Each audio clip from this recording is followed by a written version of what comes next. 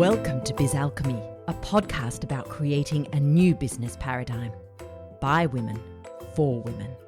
I'm your alchemical host, Jacquelyn, and I'm going to take you on an extraordinary adventure to create a business filled with ease, fun, spaciousness, and abundance.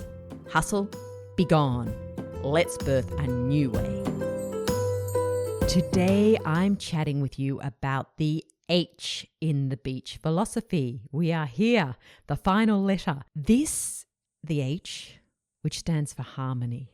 Harmony in your business. And this, in many ways, is fundamental to embodying a new business paradigm. By harmony, I mean the harmony between the yin and the yang. Now, I like to refer to it as yin and yang, that polarity, rather than masculine and feminine, because masculine and feminine, even though we understand it's not gender, but it still has those sort of gender tones, whereas yin and yang are two different ways of being and two parts that, we all embody, and it's about balancing those, harmonizing those to really bring wholeness. Now, traditionally, business has been very yang. And, that makes sense. It was created by men for men. That's for hundreds of years, this current sort of business system, it's evolved in many ways, probably since the Industrial Revolution time. So, of course, it has been predominantly yang. And then women have moved into the business sphere in more recent years, and probably the last 50 years, but especially the last sort of 30 years or so, and even more so since business has moved online for so many of us, and are operating in this energy that's predominantly yang. Now, interesting, one aspect of traditional business that has been yin. One way that the yin energy is present in that system is in receiving. Receiving is yin. Okay, giving out is yang. So that yin component has been there in that patriarchal model, that yin component of receiving. And yet, here's the irony. It's actually one of the things that women do worse in business. Like, men are actually much better in business at receiving generally. But women, because of our conditioning, and especially a lot of the old stories and beliefs that are held in our solar plexus around our self-worth, we can struggle with receiving. And often we build our businesses based on this patriarchal model. And yet the one yin component we don't do so well at. Isn't it fascinating? So when we are looking at a system that is balanced in the yin and yang, it is a system that we as women find it so much easier to operate in. To not even operate, that's quite a yang word, isn't it? To be in. And today I'm going to just look at 4 aspects of business that we can look at. And have it, and look at objectively and see if we are showing up in a balanced way, if we are showing up and really allowing the yin component of ourselves to have a voice and to be in harmony with the yang. Obviously, the yang is required. That's very much a part. We are giving out in business. So there is a yang component anyway. Action is required in business. This is important, but how do we find the harmony? Now, as I've already touched on, giving and receiving is one aspect of the yin and the yang being in balance. And as I said, interestingly, many women do not have this imbalance. Clairvoyantly, when I am looking at the heart chakra of a female entrepreneur, it is very rare for me to see it as open in receiving as in the output, as in the giving part. When I look clairvoyantly, I usually just see it as the front of the heart giving out and the back of the heart receiving. And that's just how it shows for me visually. And so often when I am looking at the back of someone's heart chakra, and actually not just the entrepreneur, but their business as well, the business's heart chakra, which is also, a bit of a worry, is that there's a filter there. There's a filter that the stories being held in that chakra are creating a filter so that it isn't fully open to receiving in the way it could be. And yet the front is so open and clear and, so ready to give. And this can be just as obvious in the business as it is in my client's chakra.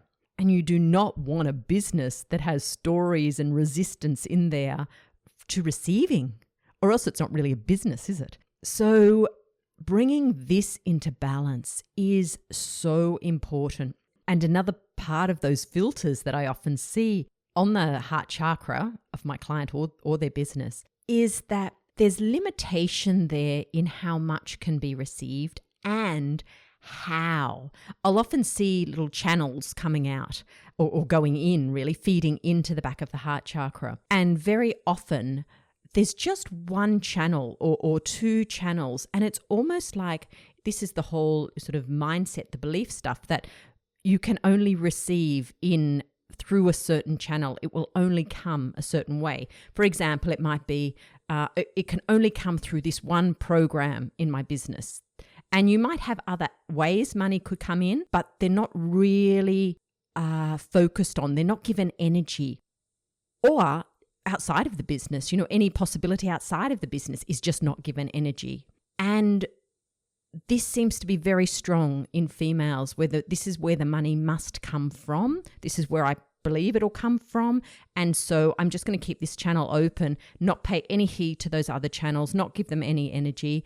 And so, of course, they stay closed or just a trickle going through them. So it's really interesting how we've limited ourselves to receive, how society and our conditioning has limited us to receive. And there are plenty of people who work in this area and can support you with that. But bringing that awareness to it is really important. So it's quite interesting. I've actually started with here I am talking about the balancing of the yin and yang, and probably we'd mostly go, oh yeah, business is too yang. I have to bring more yin energy in. And yet the first example I've given you is the other way around. So yeah, bringing harmony to the yin and the yang. And what that also may mean is actually looking at how much you're giving out. Are you overgiving? Okay, again, this is very much tied in, not just with the heart chakra, but with the solar plexus chakra and your boundaries. Are you overgiving? And it might even be that you have to pull back a little there to bring balance into what you're receiving. So contemplate this one. It's a really important aspect of business. Now, the second aspect of business is to do with your third eye. And this is to do with the harmony between the yin and the yang, or the intuitive and the mental aspect of the third eye. Now, the third eye governs both the intuitive side and the mental side.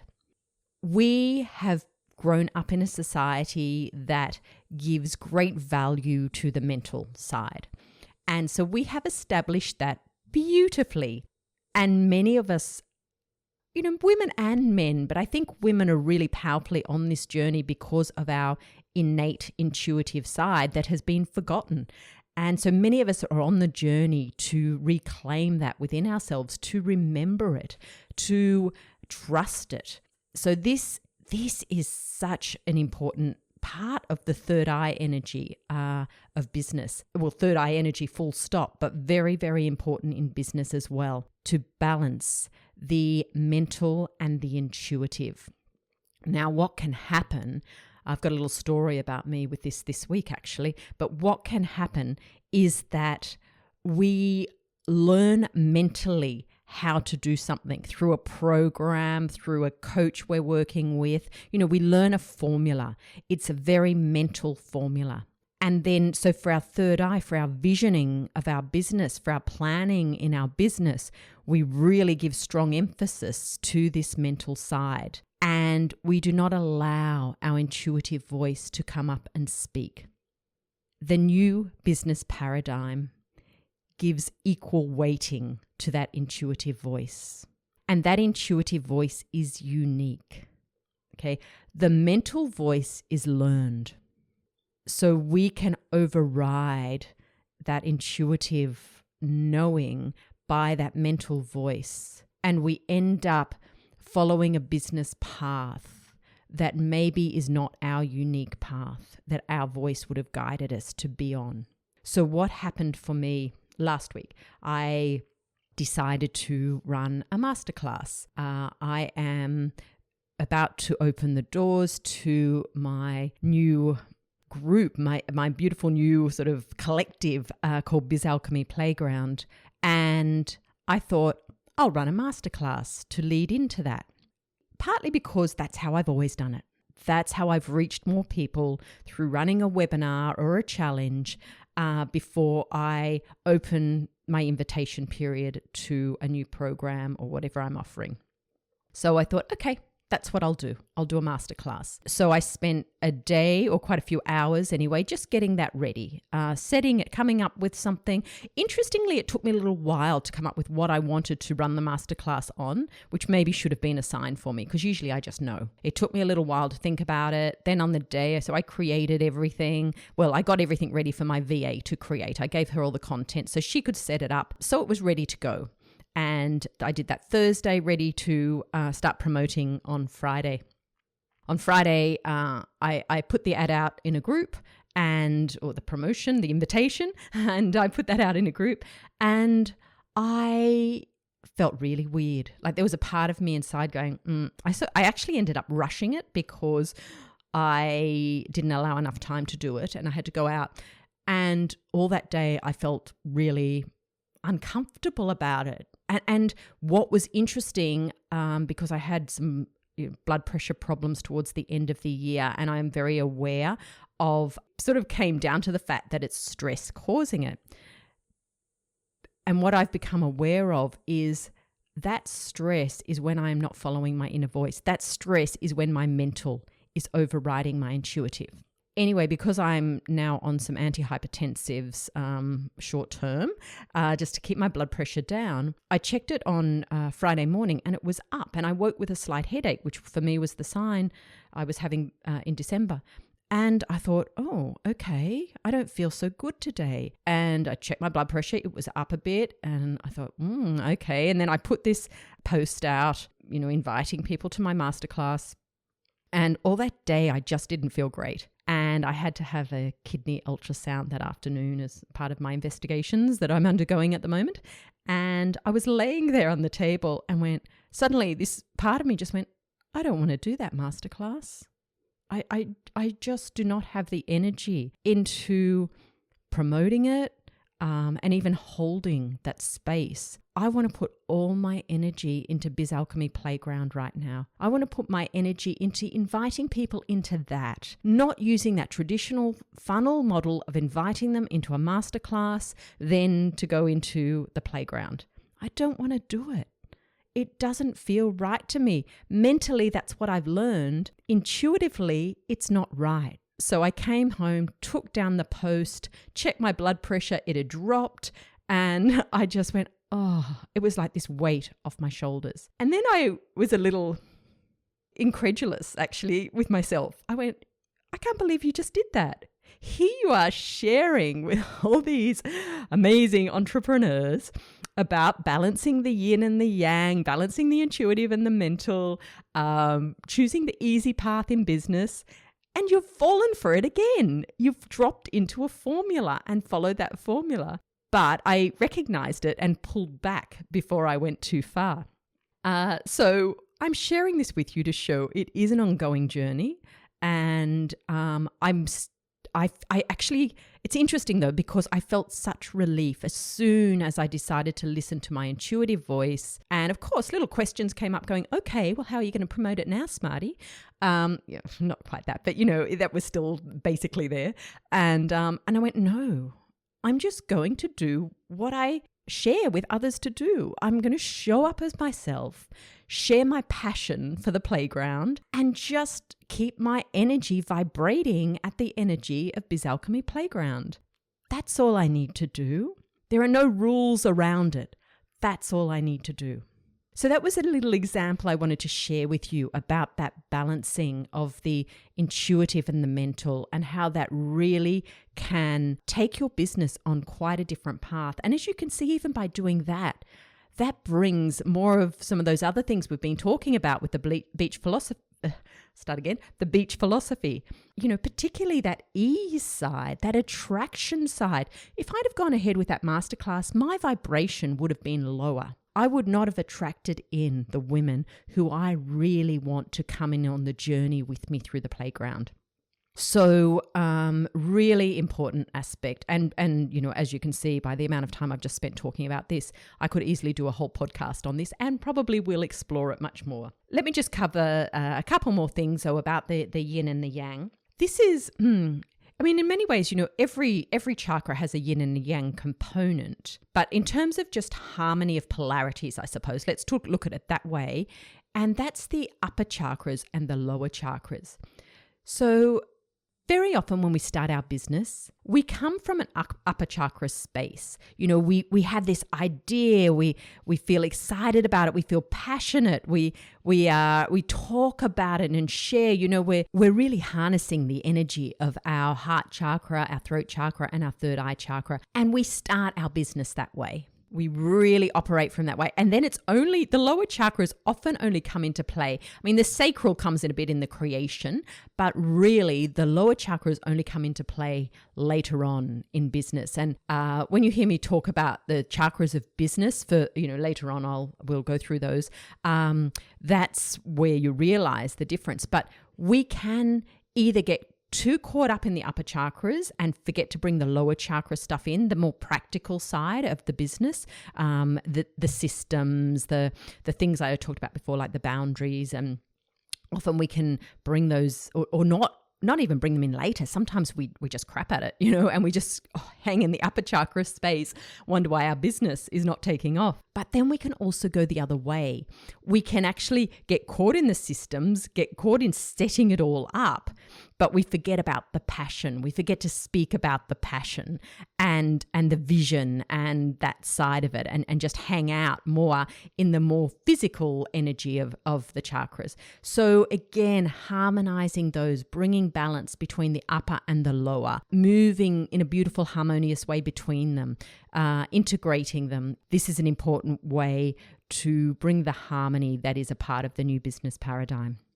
And finally, this, again, I will speak about on its own because I'm so passionate about it. It's the harmony between us and the earth.